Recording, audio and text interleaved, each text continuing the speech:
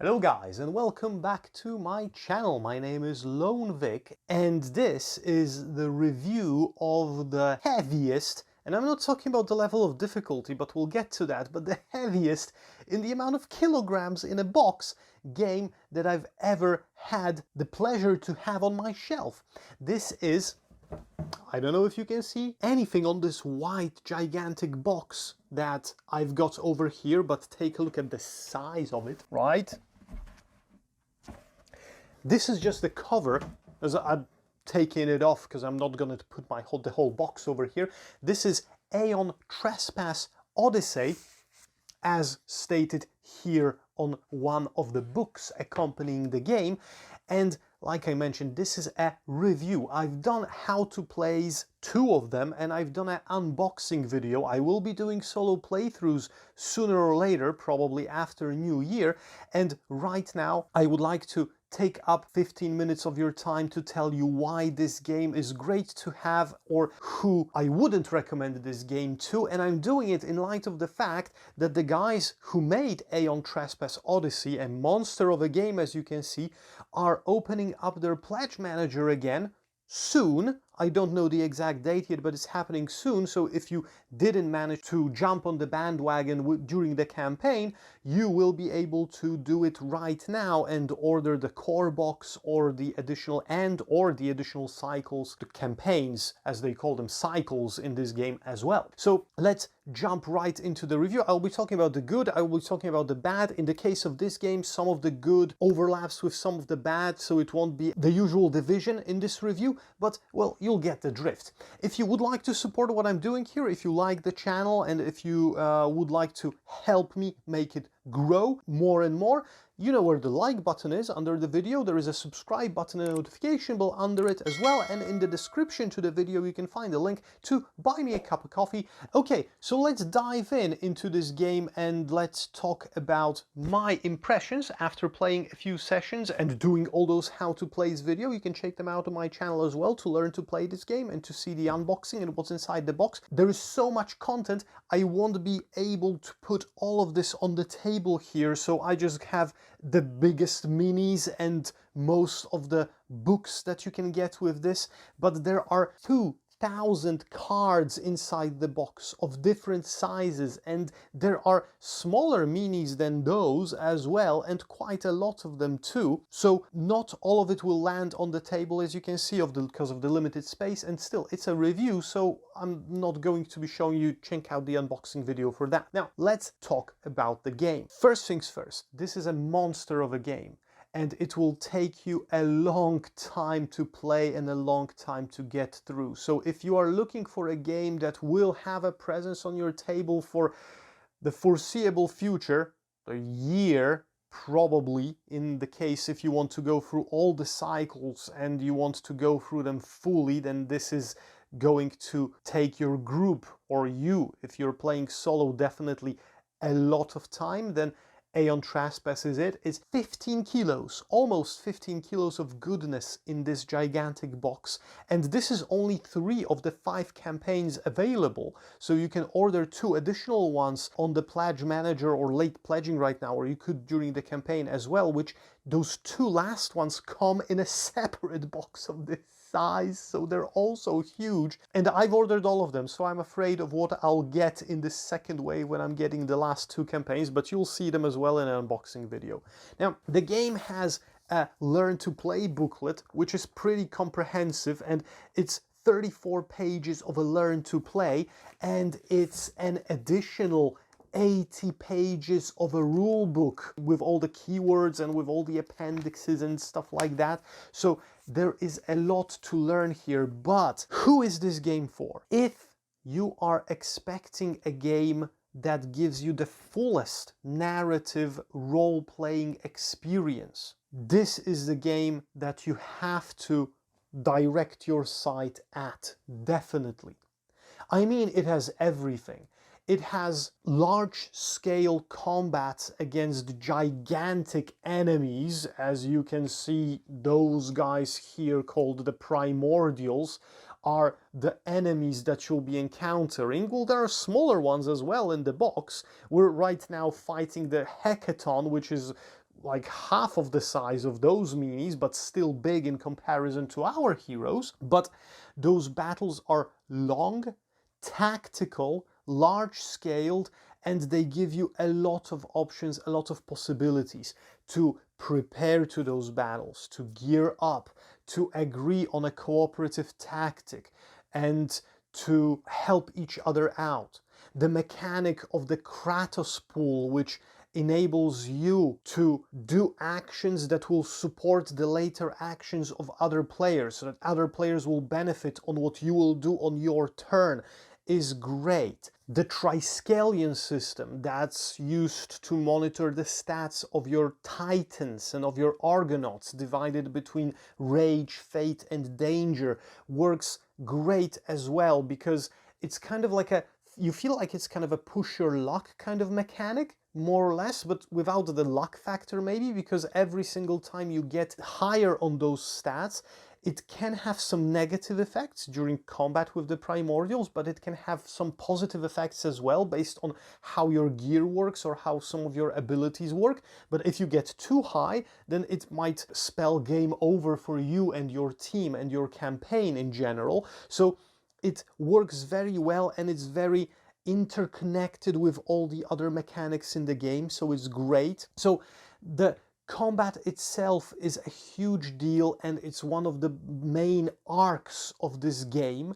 But the second one, the exploration that you are doing and the narratives that you have in those books, this is the Cycle 1 campaign book, and it's pretty hefty with its 123 pages, and this is the second one, and I don't have the third one on the table even, but it's there in the box, right? So the narrative experience here is top-notch as well, because you not only sail the ancient Greece in your gigantic ship called the Argo, and you encounter different situations and create alliances and collect information about where the primordials came from and so forth and so on. No spoilers, I'm not getting more into the plot right here, this is general knowledge basically. Apart from the main story of the campaign, you also have the Inward Odyssey, which allows you to understand the workings of your ship better, because it's so huge that you don't even know how it works and, you know, and what's in there exactly. And you can uncover secrets of the ship in kind of like a separate storyline to the campaign. And then you have the memories of your Argonauts, of your characters, that you can slowly uncover during the story.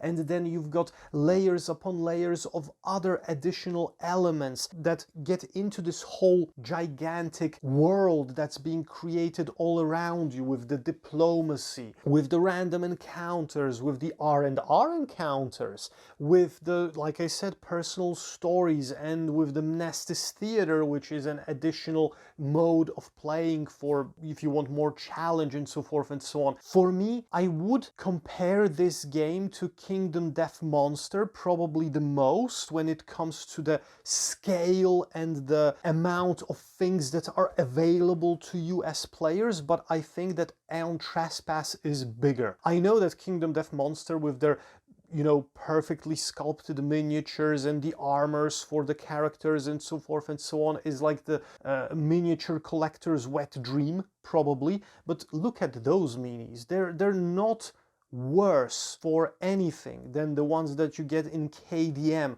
But when it comes to the narrative side of this game and the game's size, I think that this is way bigger and way more complex and way more advanced.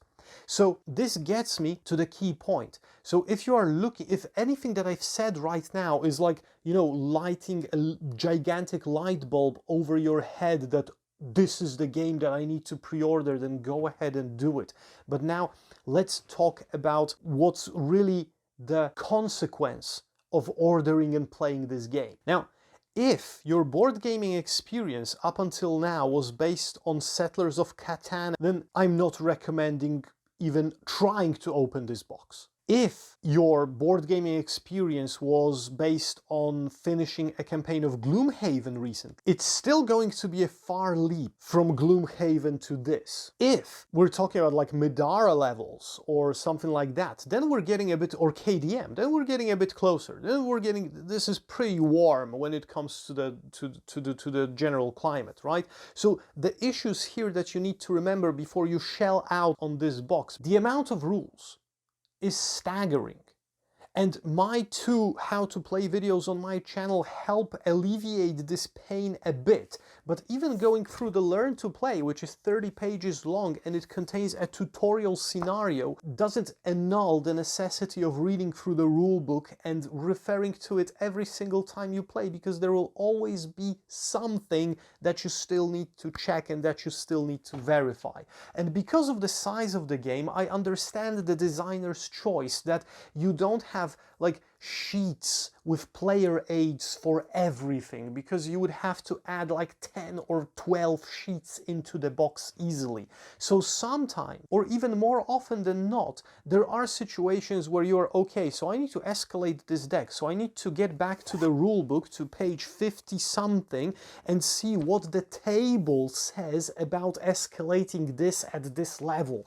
Or okay, I got 14 dangers, so where is this table for the obols when you are over 14 danger? It was somewhere here, I need to find it right now. So there will be quite a few situations where you will need to find a precise little tiny rule that adheres only to a certain situation that you will encounter maybe once or twice in all of your playthroughs, but it is there and you won't have a sheet for that. You will have to go back into the rulebook regularly, rifle through it and find things. So if you're not up to this, this is not a game for you, because you'll be doing quite a lot of that. The second thing is that this game has quite a lot of cards, quite a lot of components. And because of that, there are quite a lot of situations in the narrative when you are told to, you know, okay, so now go to secret deck 2, take out card this, take out card that, add this number here, add that number there, increase a stat here, discard this card from the game into the box, reshuffle this and do that, okay, you're done. And when we were playing the first 6 days, because this is like kind of the game is divided into single days, we were doing that oh so often. There came a time when we were just like reading through the narrative and we were like, okay, I wonder which secret deck we will have to find right now. And it's usually turned out that we needed to find some secret deck or other and go through, you know, 2,000 cards. It's not easy even to segregate and store them. So there is, what I mean to say by this is that this is an honest warning that there is a lot of upkeep going on during the game. You need to be on the ball about a lot of things, and combined with the amount of rules, the play doesn't go fast. It picks up the pace as you are learning things and starting doing some things more mechanically, and you remember the order of play finally, because there are 9 steps and some of the steps have sub-steps and you have to remember about stuff in them as well. But as you continue, you start mechanically remembering those a bit more, and this gets easier, but then the game will throw you a curveball basically of, you know, okay, so now you've unlocked something new. Go into the rulebook on page whatever and read about it, and from now on you are able to do this and that. And then there's another thing. Thankfully, it's being introduced pretty gradually along the campaign. So after you go through the learn to play, you know how to play, let's say, the initial game, and when you read all of the detailed rules that were mentioned in the learn to play and when you learn the details of them from the rulebook, you kind of know what to do. And if you still don't, check out the how to plays videos on my channel. But then the game at some points will add new mechanics, will add new card types, will add new things that you will need to go back to the rulebook on. So there is a lot going on, and because of that also this game requires a lot of table space. I will not be lying, this is a game that, well, we gave up on folding the board for combat, this one that I've got right here, after every single combat phase, because setting it up again and placing all the cards again and hiding them again, it takes time out of your playtime. So it's basically on the table all the time, all the cards are on the table, and we're just reshuffling and rearranging this as we go. But you need a big table for that. So it is a bit unwieldy. It has a lot of upkeep. It has 100 pages or more of rules for you to internalize, and you will still be referring to the rulebook all the time, all the keywords and everything. But still, aside from, if that doesn't scare you, or if that makes your eyes just go bling with, you know, with excitement of what I'm telling you, then you will be rewarded with a great multi-path narrative with different levels of storyline happening all at once.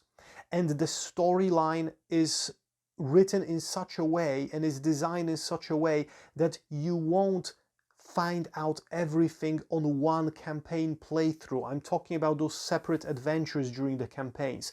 So you will be probably able to finish 1 or 2 adventures, but even that, not completely. You will see the beginning and you will see the end, but you won't see all of the available, let's say, hubs in between. And there are so many adventures in every single cycle. So if somebody is crazy enough and has the amount of time necessary, the campaigns here are totally replayable, because you'll be finding out new things all the time, because you can use the same campaign sheet with the same markings for the adventure hubs, as they are called, for your next playthrough, and you can add an increased level of difficulty with the Mnestis Theater for the next playthrough as well, and you can just cross out the stories that you haven't found in the first campaign and make the experience anew again. So this is great. So take into consideration the fact that you can play the same campaign, the same cycle at least twice without it being repetitive narratively. You have 3 campaigns like this in the main box and 2 additional ones in the separate box if you want to buy those, right? For a total of 5. So that gives you at least 10 playthroughs if you're stubborn enough. The only thing that I can say is, I don't know, because we're like freshly in the beginning of the campaign. We had like 2 boss fights right now. We did like 10-12 days of, so I'm confident in explaining the rules right now. I'm confident in giving my opinion, but there is still one thing I'm afraid of, and this is the same thing that Gloomhaven suffered, that it will become too repetitive after a few months of play, because another boss fight and then another adventure and so forth. With some of those narrative games, so damn repetitive, and the narrative factor was like the background for setting up the fights and just going through, oh yeah, another fight and another, oh, kill all the monsters in all the rooms, or reach the room and kill all the monsters inside. And it was getting very repetitive, a very rinse and repeat kind of thing. Here, I'm very much hoping that despite the fights happening on a regular interval, and despite the fact that the fights are, well, clearly a repetitive factor to the game, but they are tactic and dynamic enough to be engaging and entertaining at the same time, because I'm not even talking about all of the mechanics that those fights have and that you will be able to add over the course of the game. Upgrading your titans, upgrading their weapons, upgrading the ship so that it helps you in the fights as well. I will stop here because of the spoilers, really, but trust me, there are like 5 or 6 mechanics that I'm not even talking about, not to spoil the stuff, but they are changing the scope of the battle immensely. But apart from that, you have the narrative factor, which is just living through a story. And the story is so well written, it's so well embedded in the Greek mythology, in the Greek ancient world, and it has so much flavor and so much content and so many layers that I think that this will be way more engaging for a longer time. So this is why I'm loving this game right now. We are loving this game right now, and we can't wait to play another few days, another session to see what's going to happen and where we are going and what the fate of our crew will be. But this is basically my opinion on the game. So just to sum up, without going, as you could see, I told it in the beginning, no pluses and no minuses per se in this game. This is my opinion and this is my review because I can't divide it into pluses and minuses. If you are looking for a huge narrative experience that will pull you in from the very beginning, especially if you like the ancient Greek mythology and the world and the setting, and if you're not afraid of giving this a few months at the very least, this will reward you with a great story and a great narrative and a layered narrative, and you'll be so happy with that. If you're not afraid of all the rules and if you're not discouraged by having to go back to the rule book for very specific, very tiny things sometimes, and if you're not afraid of having to manage all the upkeep that there is in this game, because sometimes it can seem pretty overwhelming. If you are looking at those minis that I have on the table here right now and you're thinking, I need to get me some of this, check out the late pledge as soon as they open it. Go back to the pledge manager for this game and grab yourself a box. You won't be disappointed. This is definitely a hit on my shelf, without a word of a doubt. Even though we have to go back to the rulebook, we have to do the upkeep, we have to do a lot of digging through all the, all the rules and all the things. There are 7 different ways to die and end the campaign. And you have to remember about those too, right? 7, not 1, not 2, but 7. Aeon Trespass Odyssey is the way to go. This is going to be money well spent, really. Okay, so this is me, and this is Aeon Trespass Odyssey. There you go. There's the name of the game, because you can't see it on the box, because the box is neat white. And I hope that this opinion will help you in any way decide whether you need this box on your shelf or not.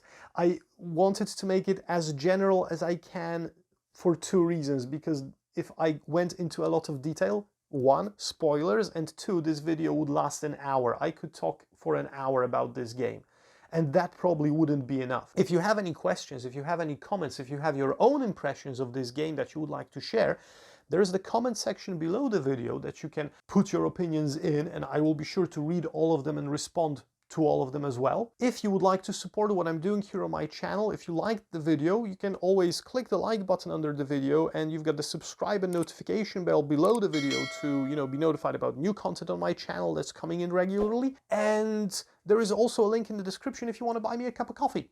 And, well, that's it, basically, guys, from me for today. This was Aeon Trespass Odyssey, a review or an opinion on the game. It's not maybe a full-fledged review because, like I said, this would last an hour, not 20 minutes. And, well, see you soon, guys. Have a Merry Christmas, and hopefully I'll see you soon on my channel in another of my videos. Stay safe, play board games, and once again, Merry Christmas to you all. Thank you very much for coming and seeing this video. Bye-bye.